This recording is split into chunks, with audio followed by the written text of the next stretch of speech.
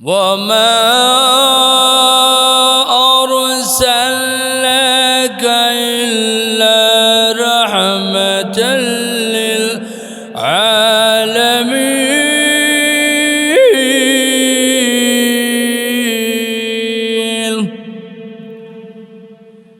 আল্লাহ রাব্বুল আলামিন পবিত্র কালামুল্লাহ শরীফের মধ্যে ইরশাদ করেছেন, আল্লাহ রাব্বুল আলামিন নবীজিকে রহমত ও স্বরূপ হিসাবে পৃথিবীতে প্রেরণ করেছেন। রাহমাতাল লিল আলামিন, উভয় জগতের জন্য রহমত দয়া। এজন্য আসুন আল্লাহর নবী বিশ্ব নবী রাহমাতুল লিল আলামিন, এমন তার চরিত্র ছিল, কাফের মুশরিকরা যদি নবীর সাথে দুর্ব্যবহার করত, নবীজি পাল্টা কোনো আক্রমণ করত না।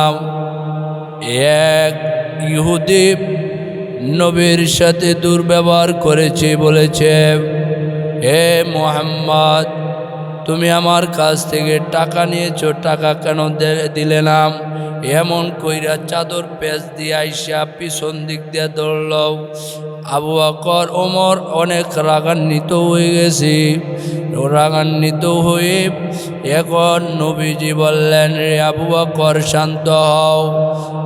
এই ইহুদি আমার কাছ থেকে টাকা পায়, আমার কাছে টাকা পাওয়ার কারণে সে আমার গলার মধ্যে কাপড় পেঁচায় ধরল। আবু বকর বললেন, দেওয়ার তো এখনো সময় হয় না, এর আগুইতে আইসা যে কাপড় পেঁচাইয়া গলার মধ্যে ধরেছি। নবীজি বললেন, শান্ত হয়ে যাও। ওই ইহুদিকে বললেন, ইহুদি ভাই, তোমার টাকা আমি দিব, তার আগে বলো তুমি কেন আমার গলা পেঁচায়া ধরলে? ইহুদি চোখের পানিগুলো ছেড়ে দিয়ে বলল, ওগো আল্লাহর নবী, আমি দেখলাম যে আসলে কি আপনি সত্যই কি আল্লাহর নবী নি? কেন? মানুষে বলেছে আপনি নাকি আল্লাহর নবী না। আমি পরীক্ষা করার জন্য আজকে আমি টাকা পাওনাদার, আমি আগে আইসা আপনার গলার মধ্যে কাপড় ফেঁসায় ধরেছি। আমার বুঝে হয়ে গেছে আপনি সাধারণ কেউ নয়, আপনি আল্লাহ তাআলার পয়গম্বর। কিন্তু কাফের মুশরিকরা এ রহমত পাইয়া রহমত তারা গ্রহণ করতে পারল না। নবীকে অকাতরে নির্যাতন করেছে, আঘাত করেছে। নবীজিকে বলেছে, আবু জাহেল বলেছে যে তুমি কালেমার দাওয়াত দিতে পারবা না, আমরা এক আল্লাহ মানব না, আমরা বাপ দাদারা যে ধর্ম পালন করেছি আমরা তাই করব, আমরা মূর্তি পূজা করব। কিন্তু নবীজি কালেমার দাওয়াত থেকে এক পাও পিছ পাওয়ায় না। এমনকি নবীজির কাছে অনেক অফার নিয়ে আসলেন, এই মোহাম্মদ তুমি কি চাও বলো, তুমি যদি চাও এই মক্কা নগরীর সুন্দরী মহিলা তোমারে দেওয়া হইব, তারপরেও তুমি এই দাওয়াত থেকে ফিরে আসো, এই কালেমা থেকে ফিরে আসো। তুমি যদি চাও এই মক্কা নগরীর ক্ষমতা তুমি যদি চাও, তাহলে তোমাকে তাই দেওয়া হবে। নবীজি বললেন, এই চাচারা শুনেন, যদি আপনারা আমার এক হাতে যদি চন্দ্র আর এক হাতে যদি সূর্য এনে দেন, তা তো দিতে পারবেন না। যদি তাও দেন, তারপরেও আমি আল্লাহ তাআলার যে আল্লাহ তাআলা এক, এক কালেমার দাওয়াত থেকে আমি এক চুল পরিমাণ পিছপাব না। এই কথা শুনে দৌড়াইয়া আবু জাহেল গিয়া দারুণ দোয়া করল, লোকেদেরকে বলল, কাফেরেরা একসাথে পরামর্শ করল, মুহাম্মদকে আর রাখা যাবে না, মুহাম্মদকে শেষ করতে হবে, কুতিলা মুহাম্মদকে হত্যা করতে হবে। এই কথা বলার পরে যে আবু জাহেল, উতবা, সাইবা যত কাফের মুশরিকরা আছে সকলে বলল, ঠিক আছে, মুহাম্মদকে আর রাখা যাবে না। অত্যাচার শুরু করল, অত্যাচারের স্টিম রোলার চালায়া দিল। ভাইরা আমার লক্ষ্য করে দেখুন, নবীজি মক্কার মধ্যে দাওয়াত দিতে দিতে দিতে দিতে কাফের মুশরিকেরা অত্যাচার করতে করতে করতে করতে এখন নবীজি চিন্তা করলেন, আমি চলে যাব তায়েফের ময়দানে, তায়েফের ময়দানে গিয়ে আমি কালেমার দাওয়াত দিব। নবীজি তার সঙ্গী হিসাবে যায়েদ রাদিয়াল্লাহু তাআলা আনহুকে নিয়ে তায়েফের ময়দানে চলে গেলেন। তায়েফের ময়দানে চলে যাওয়ার পরে আবু জাহেল ওই জায়গার মধ্যে চিঠি পাঠাইল, তোমাদের মাঝে একটা পাগল যাচ্ছি, তোমরা ওই পাগলকে তোমরা জায়গা দিবা না, যদি জায়গা দাও তাহলে তোমাদের বাপ দাদা ধর্মের মধ্যে সে চুনকালি মাখবে, সেই নতুন ধর্ম একটা প্রচার করতেছে, নতুন ধর্ম প্রবর্তক হিসেবে তোমাদের এখানে যাচ্ছে। এই কথা যখন আবু জাহেল চিঠির মাধ্যমে জানায় দিল, ওই তায়েফের ময়দানে যাওয়ার পরে নবীজিকে ওই তায়েফবাসীরা আরও অনেক আঘাত করলেন।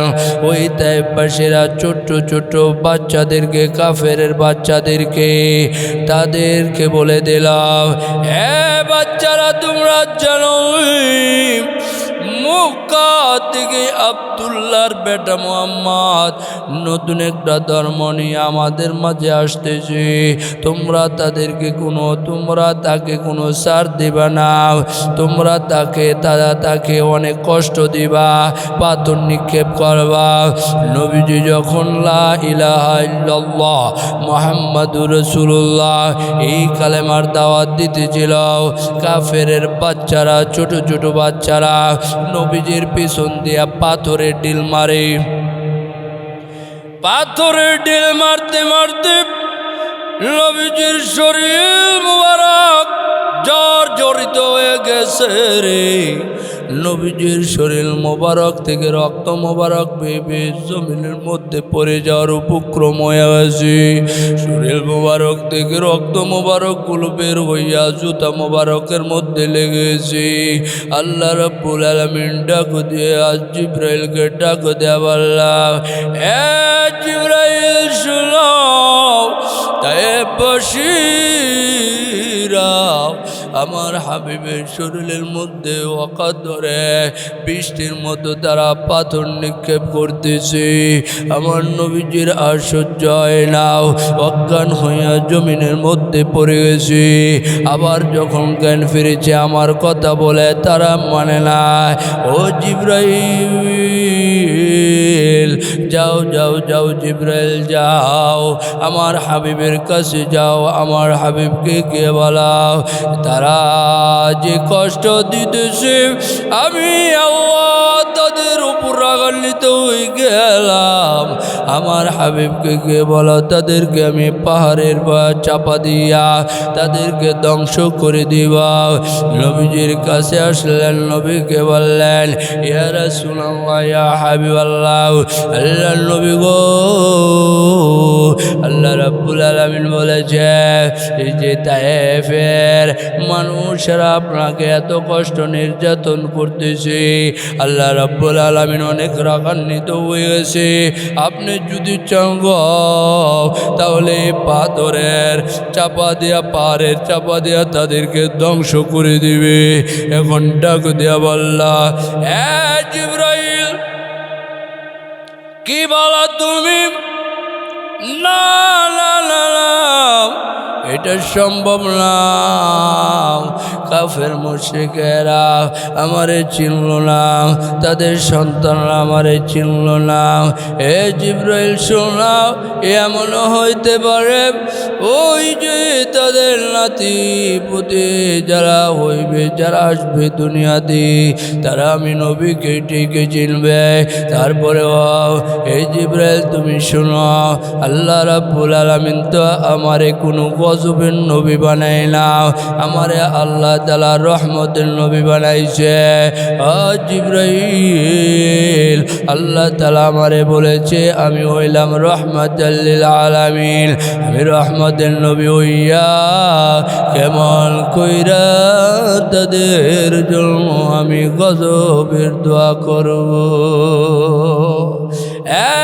জিবরাইল না না না, তাদেরকে পারের চাপা দেয়া মায়ের রে জিবরাইল না, আল্লাহকে বলাও আমার কোনো অসুবিধা নাই, আমি সহ্য করতেছি দিনের জন্য। নবীজি তায়েফ থেকে বের হইয়া জমিনের মধ্যে চলে আসলেন। পানির পিপাসায় তিনি অকাতরে তিনি পিপাসিত হইয়া জমিনের মধ্যে লুটাইয়া পড়লেন।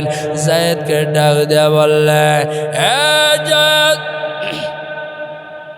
তায়েফের ঘরে ঘুরে যাও, গিয়ে বলা নবীর জন্য এক গ্লাস পানি দেওয়ার জন্য, আমার বড়ই পানির পিপাসা লেগেছে রে যায়েদ।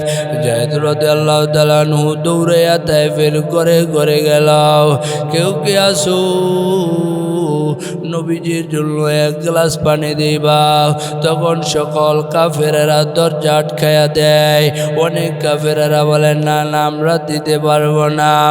যায়েদ ব্যর্থ হইয়া নবীজির দিকে রওনা দিল, আর তিনি বলে আসতেছে যার উসিলা সব কিছু পাইলা, আজকে তার জন্য এক গ্লাস পানি জুটল না।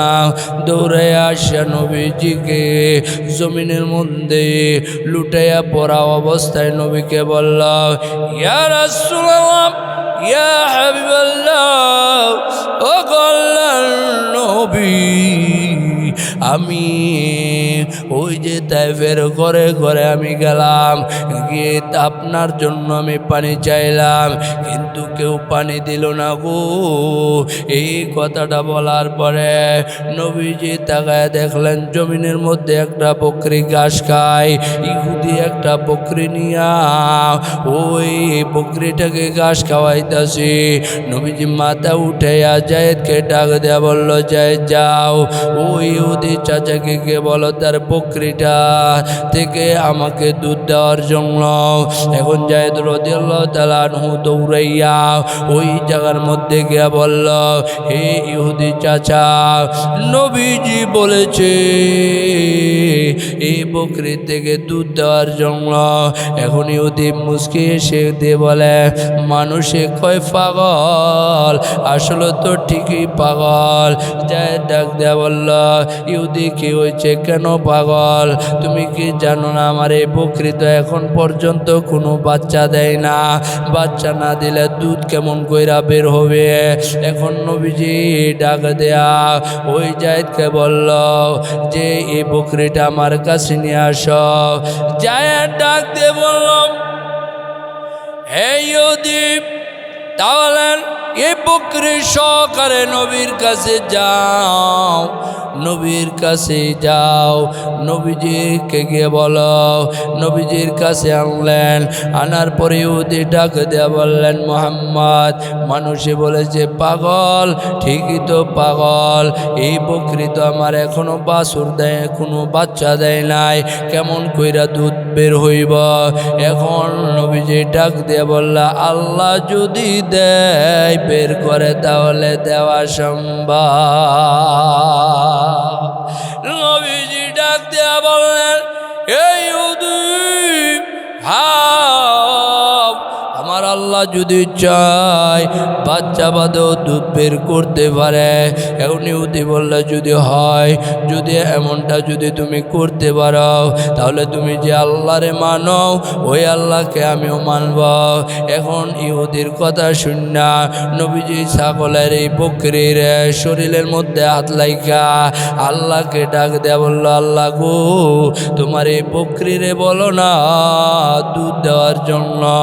এই কথা বলার পরে বকরিটা হা কইরা উপরের দিকে তাকাইয়া আল্লাহকে ডাক দেয়া বলল, আল্লাহ এখনো আমার বাচ্চা হয় না, তোমার নবীজি দুধ পান করার জন্য বলেছি, আমার তো কোনো সম্ভব নাই, আল্লাহ তুমি আমার স্তন দিয়া দুধ বের করে দাও। সাথে সাথে তাকাইয়া দেখেও দি এই বকরির স্তন দিক দিয়া স্তন থেকে অটোমেটিক গরম দুধ বেরোচ্ছে। ইহুদি আশ্চর্য হয়ে নবীকে ডাক দেয়া বললেন, নবী গো, আমার বুঝে হয়ে গেছে আপনি কোনো সাধারণ কেউ না, আপনি আল্লাহর পয়গম্বর, আমারে ফরায়া দেন লা ইলাহা ইল্লাল্লাহু মুহাম্মাদুর রাসূল।